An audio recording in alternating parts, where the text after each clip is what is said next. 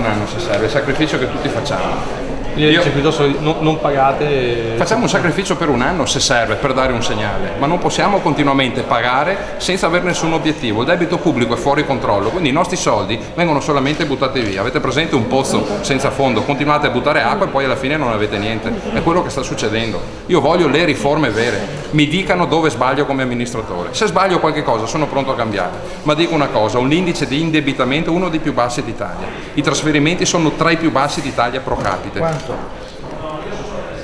Io pago, i miei cittadini pagano 30 milioni all'anno di IRPEF in cambio di 1,5 milioni. Vi dico, cosa posso fare?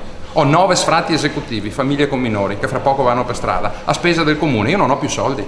Cioè io non posso andare a fare le rapine per strada per sistemare i problemi sociali. Io e i miei cittadini, e credo di essere uno dei pochi sindaci, mi stanno facendo i lavori gratis, mi stanno sistemando le mura del cimitero, mi hanno fatto la pubblica illuminazione, mi hanno dipinto le scuole, il municipio, le palestre, gratis. Chi sono questi? I miei cittadini. Vado nelle case e dico venite fuori, mi aiutate, perché io sono fatto così, io proprio gli affronto i cittadini, non ho problema su questo.